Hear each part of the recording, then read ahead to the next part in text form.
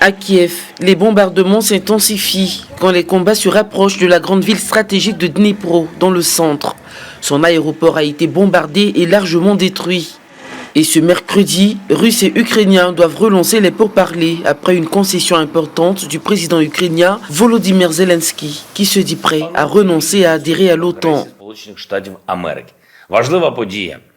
Il faut reconnaître que l'Ukraine ne pourra pas intégrer l'OTAN.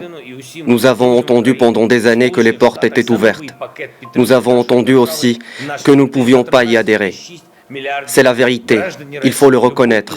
Je suis content que notre peuple commence à comprendre et à compter sur ses forces et sur nos partenaires qui nous aident. Un geste qui semble toutefois insuffisant pour le président russe, selon un communiqué publié par le Kremlin, à l'issue d'un entretien qu'il a eu mardi avec le président du Conseil européen, Charles Michel. Vladimir Poutine a souligné que Kiev ne manifestait pas d'engagement sérieux à trouver des solutions mutuellement acceptables. Dans le même temps, les premiers ministres polonais, tchèques et slovènes sont arrivés hier soir à Kiev pour affirmer, disent-ils, le soutien sans équivoque de l'Union européenne à l'Ukraine. Nous ne vous laisserons jamais seuls.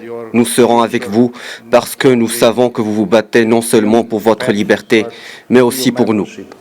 Un sommet extraordinaire de l'OTAN consacré au conflit est prévu le 24 mars à Bruxelles, ainsi qu'un sommet des dirigeants de l'UE. Le président américain Joe Biden s'y rendra pour réaffirmer l'engagement des États-Unis auprès de leurs alliés.